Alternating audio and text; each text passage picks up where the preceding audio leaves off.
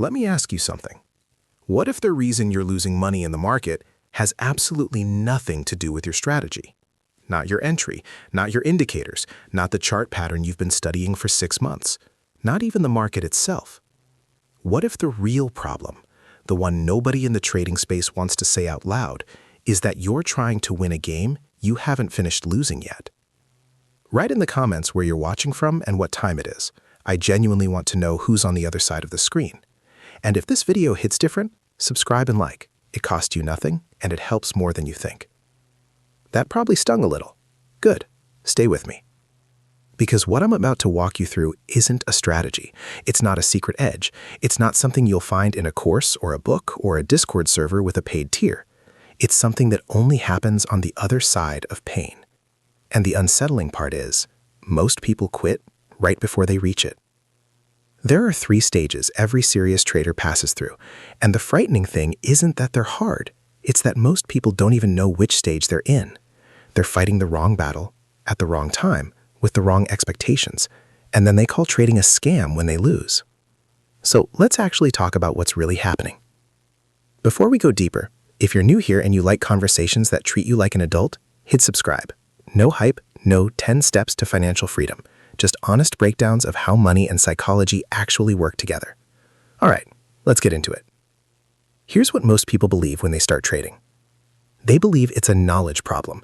They think, if I just learn enough, read enough, watch enough videos, find the right system, I'll crack it. And that belief makes complete sense, because that's how everything else in life works. You study for the test, you pass the test. You practice the skill, you get better at the skill.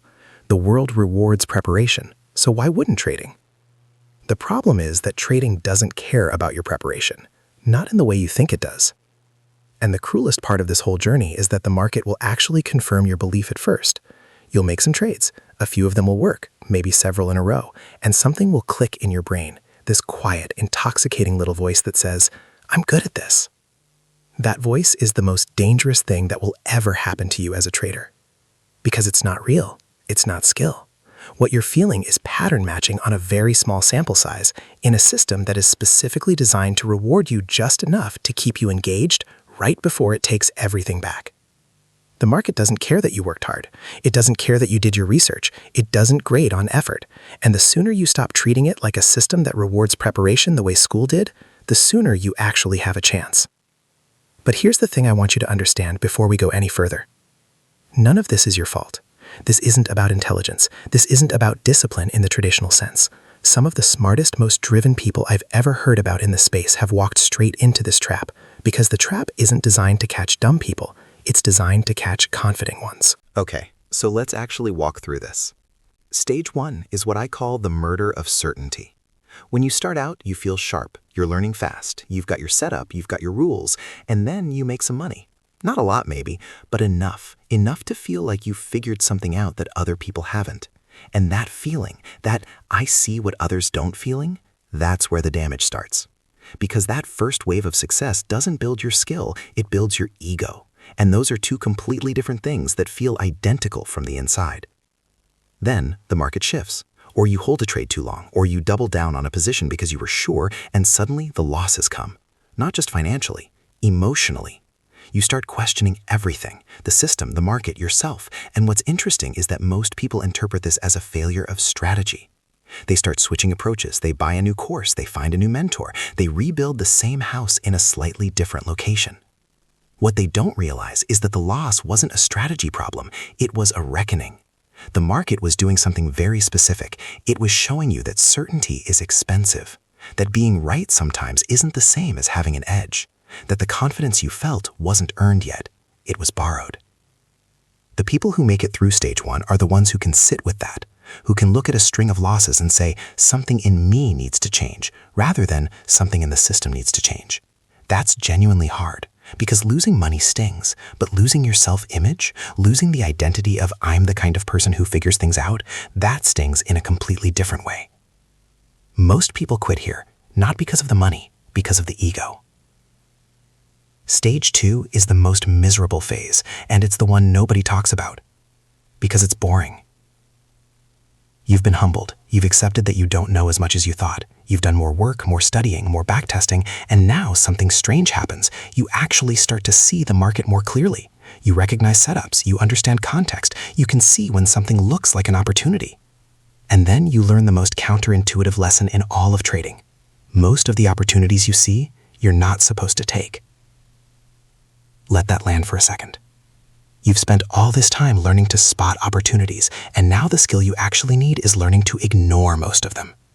Trading stops being about action. It becomes about filtration. It becomes about sitting on your hands while your brain is screaming at you to do something.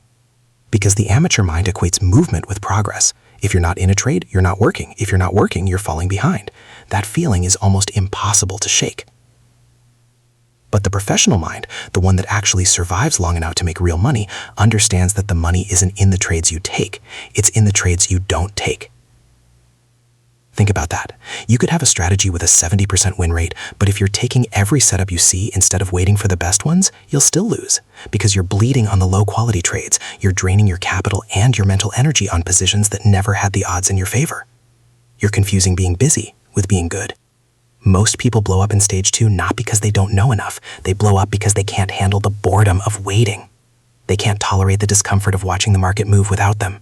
And so they force trades, they chase, they revenge trade after a loss, they turn a disciplined system into an emotional reaction machine. This is where I'd estimate 9 out of 10 traders quietly self-destruct, and they never understand why, because on paper, their strategy was actually fine.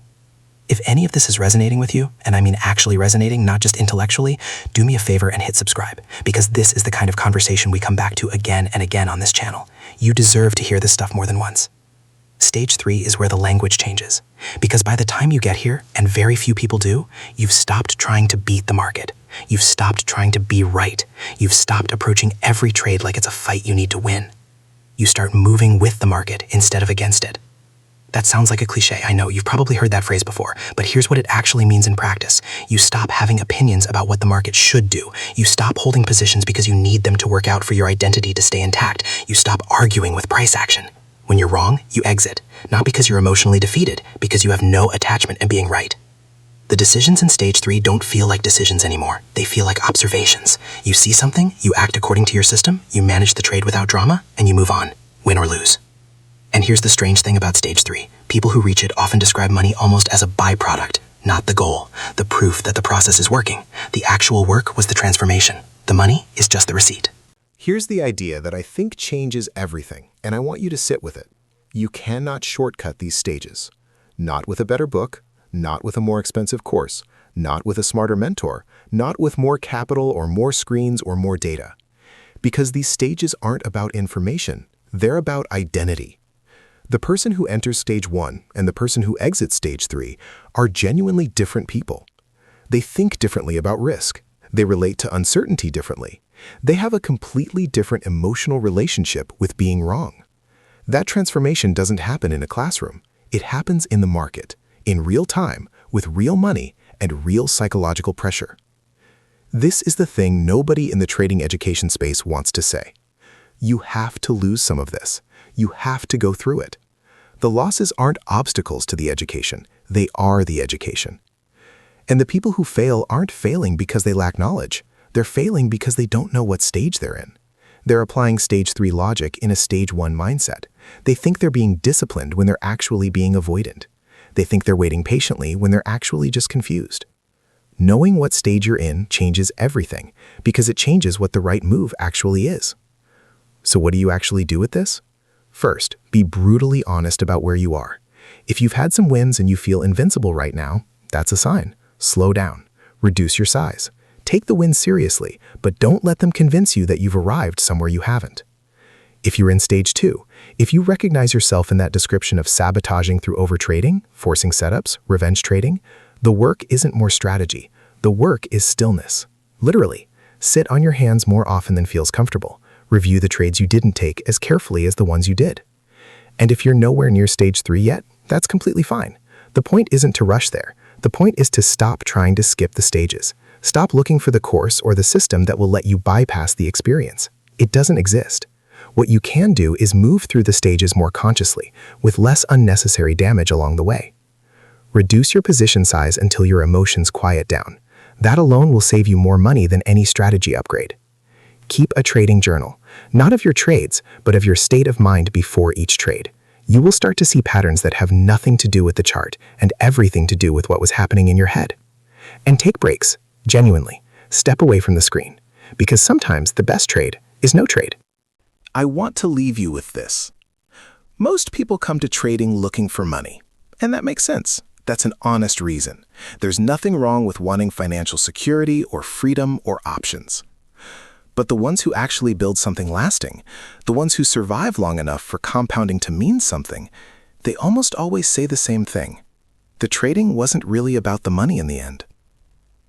It was about becoming someone who could handle pressure without flinching, someone who could be wrong without collapsing, someone who could wait without panicking, someone who could lose without needing to immediately win it back.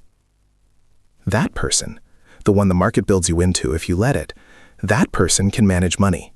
That person can hold a position through volatility without making a decision they'll regret. That person has something that no course can give you. And honestly, that person shows up differently outside of trading too. In decisions, in relationships, in how they handle uncertainty in their actual life. Progress isn't linear in this. There will be weeks where you feel like you figured something out, followed by weeks where you feel like you're back to square one. That's not failure. That's the process. The market is patient. Be more patient than it is. If this video made you think differently about where you actually are in your journey, share it with someone who needs to hear it. Subscribe if you haven't already. There's more of this kind of honest conversation coming. And leave a comment. Tell me which stage you think you're in right now. I read them. Take care of yourself, and I'll see you in the next one.